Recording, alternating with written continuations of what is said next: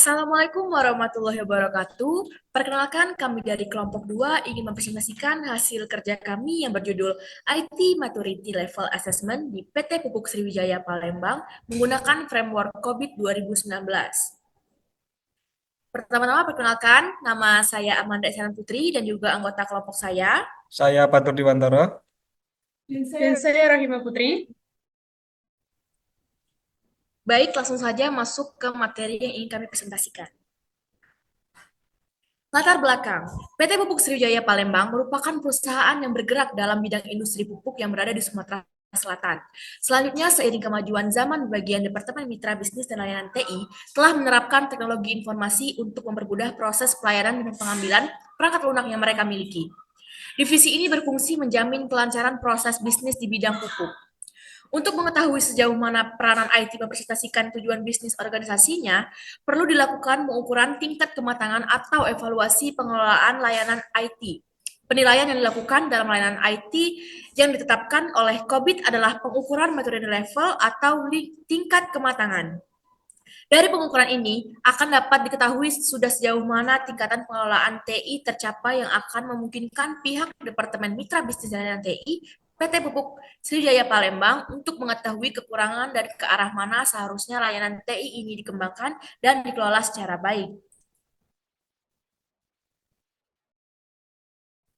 Lalu, apa saja sih masalah yang ada di PT Pupuk Sriwijaya ini? Yang pertama ada pengukuran tingkat kematangan TI.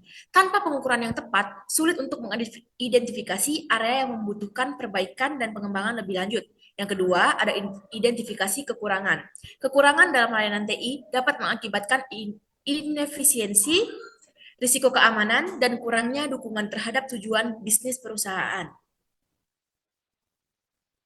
Lalu ada tujuan penelitian. Yang pertama, mengukur dan menilai penerapan layanan IT pada PT Pupuk Sriwijaya Palembang dengan menggunakan framework COVID 2019. Yang kedua, menemukan rekomendasi perbaikan untuk domain yang nilainya di bawah standar agar bisa menjadi acuan untuk peningkatan ke depannya. Lalu untuk pendekatan ada penilaian awal, menggunakan framework COVID 2019 untuk mengukur tingkat kematangan tata kelola TI pada Pupuk Sriwijaya Palembang. Penerapan COVID 2019 pada PT Pupuk Sriwijaya Palembang ada 5. Yang pertama ada Evaluate, Direct, and Monitor atau EDM. Yang kedua ada Align, Plan, and Organize APO. Yang ketiga ada Build, Acquire, Implement atau BAI. Yang keempat ada Deliver, Service and Support atau DSS. Yang kelima ada Monitor, Evaluate, dan Assess MEA. Selanjutnya yaitu Evaluate, Direct, and Monitoring atau EDM. Domain EDM ini terdiri dari evaluasi, arahan, pengawasan yang bersifat langsung pada area tata kelola organisasi yang berkaitan dengan struktural organisasi. Kami di sini mengambil EDM ketiga, yaitu memastikan optimalisasi risiko. Achieve-nya yaitu pertama, memahami organisasi dan konteksnya yang berkaitan dengan risiko teknologi dan informasi. Kedua, menentukan pilihan risiko organisasi, yaitu tingkat risiko terkait teknologi dan informasi yang bersedia diambil oleh perusahaan dalam mencapai tujuan. Dan yang ketiga yaitu menentukan sejauh mana keselarasan strategi antara risiko teknologi dan informasi dengan strategi risiko perusahaan, serta memastikan pilihan risiko berada di bawah kapasitas risiko organisasi. Evidence-nya yaitu yang pertama, panduan selera risiko atau panduan tingkat risiko yang didapat diterima PSP. Yang kedua yaitu dokumen kegiatan evaluasi manajemen risiko. Dan yang ketiga yaitu proses penilaian manajemen risiko yang telah disetujui oleh stakeholder.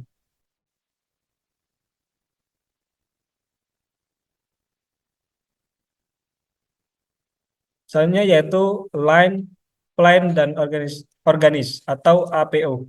Domain ini meliputi penyelarasan, perencanaan, dan pengaturan agar IT dapat berkontribusi untuk mencapai tujuan bisnis. Achieve yang sudah didapatkan yaitu sudah melakukan evaluasi kebutuhan personil TI untuk mendukung tujuan dan sasaran perusahaan, proses dan kontrol bisnis, serta pelaksanaan inisiatif termasuk strategi pemenuhan kebutuhan personil TI. Yang kedua yaitu sudah memiliki prosedur pengembangan organisasi termasuk rekrutmen, training planning, dan juga career planning. Juga sudah menerapkan job description masing-masing personil termasuk pegawai kontrak untuk mendukung perubahan kebutuhan bisnis. Selanjutnya sudah memiliki training need analysis dievaluasi secara berkala bersamaan dengan PI Holding yang progres pelaksanaannya dapat dimonitor melalui sistem, serta knowledge management system untuk memastikan hasil training dapat meningkatkan pengetahuan, keterampilan, dan kemampuan yang diperlukan untuk seluruh personil. Selanjutnya, sudah memiliki mekanisme penunjukan pejabat sementara sebagai bentuk backup plan personil, serta prosedur terminasi personil. Selanjutnya yaitu sudah terdapat pedoman pengelolaan tenaga kerja non-organik atau kontrak, serta sudah menyusun kontrak yang mencakup hak dan kewajiban pegawai kontrak. Evidence-nya yaitu prosedur terkait SDM dan pelatihan TI, job description masing-masing divisi, formulir pengukuran beban kerja, petunjuk pelaksanaan penyelenggaraan pelatihan outplan Departemen Diklat, training need analysis, knowledge management system, SK Direksi tentang peraturan pendelegasian tugas pejabat struktural, SK Direksi tentang pemutusan hubungan kerja atau PHK, dan hak akibat pemutusan hubungan kerja, SK Direksi tentang peraturan pemberian sanksi, SK Direksi tentang peraturan cuti. Selanjutnya yaitu evaluasi kebutuhan tenaga kerja non-organik tahun 2022.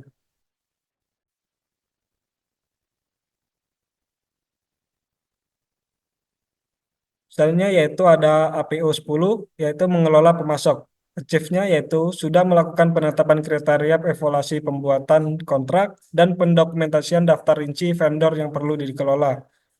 Selanjutnya sudah memiliki prosedur pemilihan, evaluasi, manajemen hubungan, serta pembuatan kontrak yang menyatakan hak dan kewajiban kedua pihak yang mencakup scope of work, prosedur pemeliharaan, kontrol akses, keamanan, privasi, dan payment term.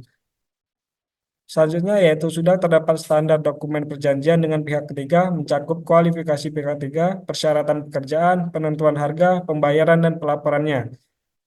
Selanjutnya sudah melakukan monitoring vendor secara berkala melalui progress report untuk memastikan bahwa vendor memberikan kualitas layanan yang memenuhi persyaratan dan mematuhi ketentuan kontrak. Dan yang terakhir yaitu sudah melakukan evaluasi performa vendor berdasarkan kriteria yang telah ditentukan yang menghasilkan skor performa dari masing-masing vendor. Evidence-nya yaitu yang pertama, prosedur pengelolaan pihak ketiga teknologi informasi, daftar vendor formulir penilaian pihak ketiga, kerangka acuan kerja pengembangan website by TI, surat perjanjian dengan vendor, contoh pekerjaan jasa, sewa laptop dan desktop lintas harta, dan yang terakhir yaitu report vendor berupa rincian performasi jaringan, contohnya SLA lintas harta.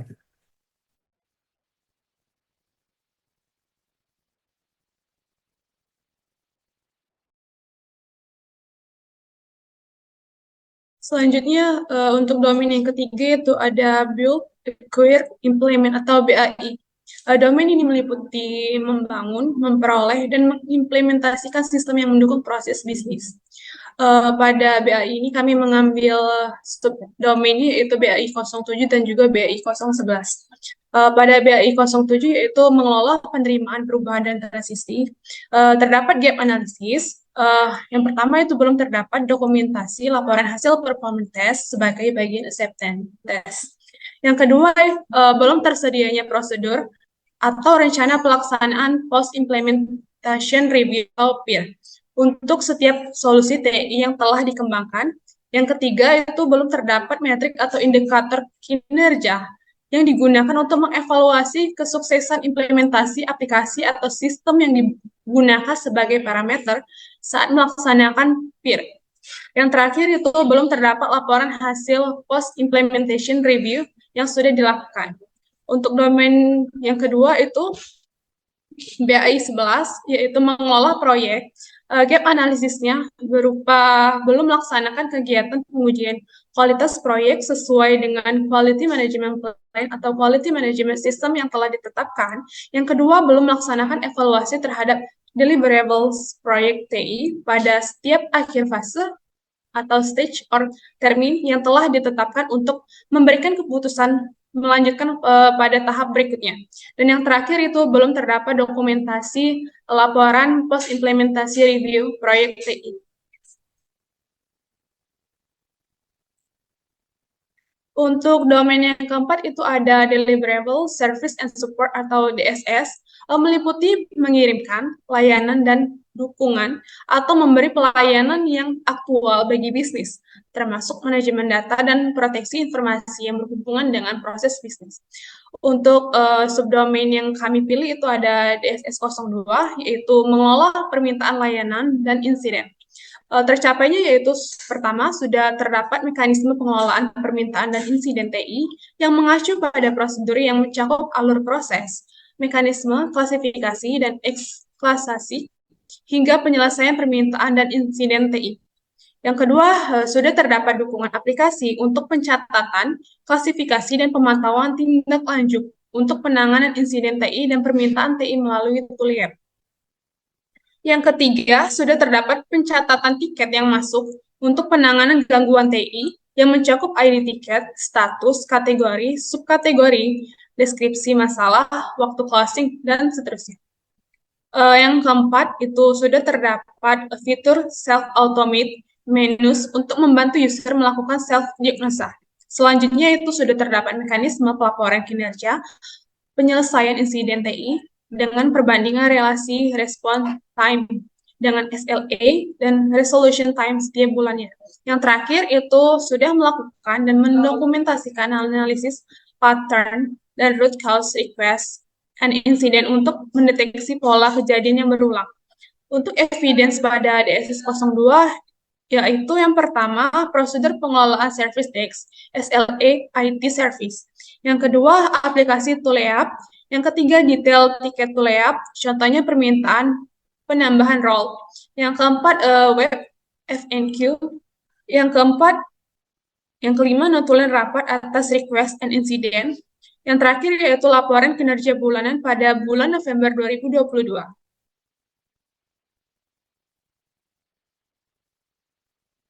DSS yang kedua, yaitu kami memilih DSS 05, mengelola layanan keamanan TI.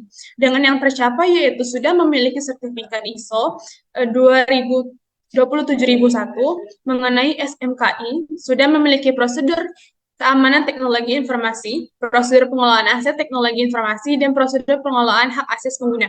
Yang kedua, sudah menerapkan pengamanan menyeluruh di jaringan komunikasi perusahaan, seperti Meseli Software Protection Tool, dan lain-lain. Yang ketiga, sudah melakukan Cyber Security Assessment yang dilengkapi dengan laporan hasil phishing test dan sosialisasi keamanan informasi. Selanjutnya yaitu sudah melakukan evaluasi atas potensi kerentanan keamanan informasi secara berkala sebagai bagian dari Vulnerability Assessment.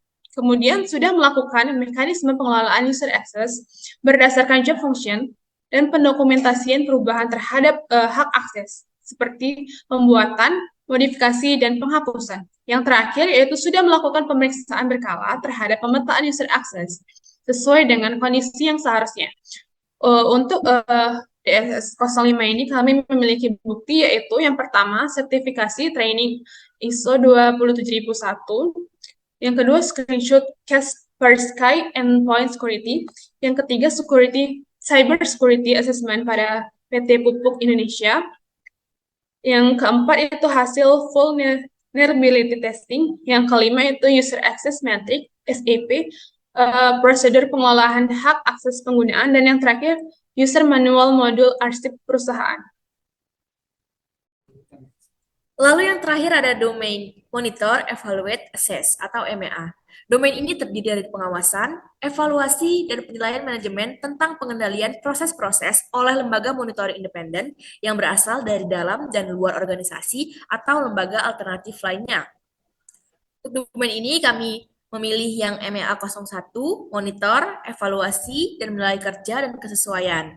Untuk pencapaiannya, yang pertama sudah memiliki goals dan metrik perhitungan KPI yang dimonitor dalam tools SI KPI online untuk memantau kinerja aktualnya. Sudah melakukan evaluasi secara berkala terhadap goals dan metrik perhitungannya sesuai dengan prinsip SMART, specific, measurable, achievable, dan time bound.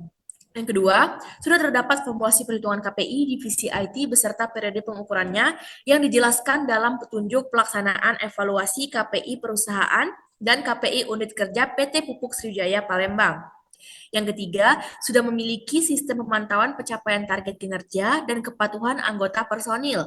Yang keempat, sudah melakukan pelaporan KPI secara berkala pada laporan bulanan yang mencakup analisa penyimpangan terhadap target, penyusunan tindakan perbaikan, dan penetapan tanggung jawab untuk perbaikan dan menindaklanjutinya. Yang keenam, ada monitoring sudah dilakukan secara rutin, contohnya monitoring menggunakan tools Zabbix yang dipantau dalam dashboard monitoring. Yang terakhir, sudah terdapat mekanisme terkait tindakan koreksi bila target KPI tidak tercapai. Lalu ada hasil, yang pertama, petunjuk pelaksanaan evaluasi KPI perusahaan dan KPI unit kerja PT Pupuk Sriwijaya Palembang, yang kedua KPI online, yang ketiga KPI Direktorat Transformasi Bisnis, yang keempat notulen rapat penyusunan dan implementasi KPI individu, yang kelima screenshot Zabbix, yang terakhir realisasi capaian KPI Departemen Mitra Bisnis Layanan TI, memo tindak lanjut ketidaktercapaian KPI. Contoh memo izin prinsip pengadaan akses Core Switch Data Center. Ada implementasi yang akan dijelasi oleh rekan saya.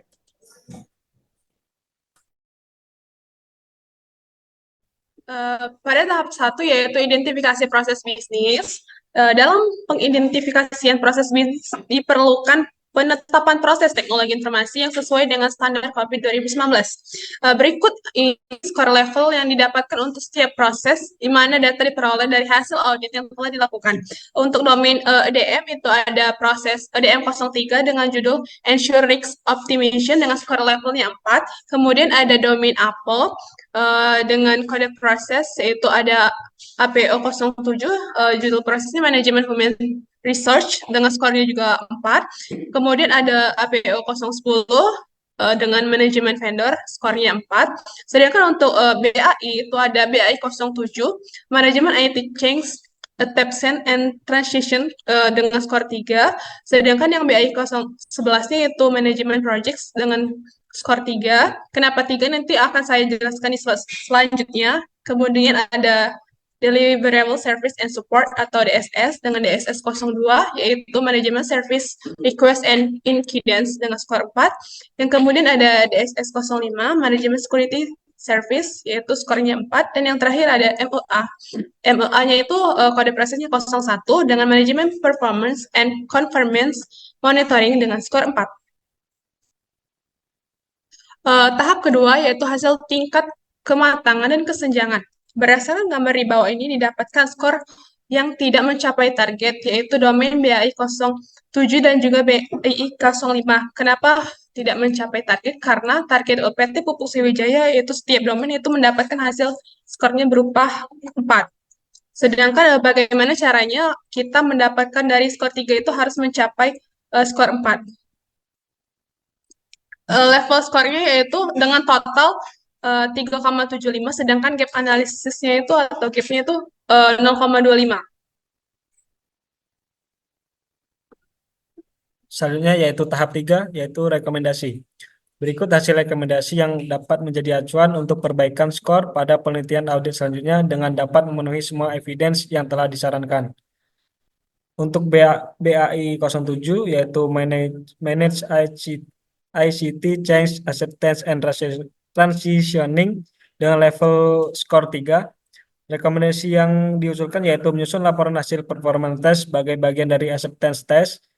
Ya, kedua, menyusun prosedur atau rencana pelaksanaan post implementation review atau PIR untuk setiap solusi TI yang telah menetapkan indikator yang telah digunakan untuk mengevaluasi kesuksesan implementasi aplikasi. Dan yang terakhir yaitu menyusun laporan hasil post implementation review PIR yang sudah dilakukan. Selanjutnya yaitu ada BAI 11, yaitu Manage Projects dengan skor level 3. Rekomendasi yang diusulkan yaitu yang pertama, melaksanakan kegiatan pengujian kualitas proyek sesuai dengan Quality Management Plan atau quality. Yang ketiga, melaksanakan evaluasi terhadap deliverables proyek TI pada setiap akhir fase, stage, atau termin yang telah ditetapkan. Dan yang terakhir yaitu menyusun laporan Post Implementation Review atau PIR pada proyek TI.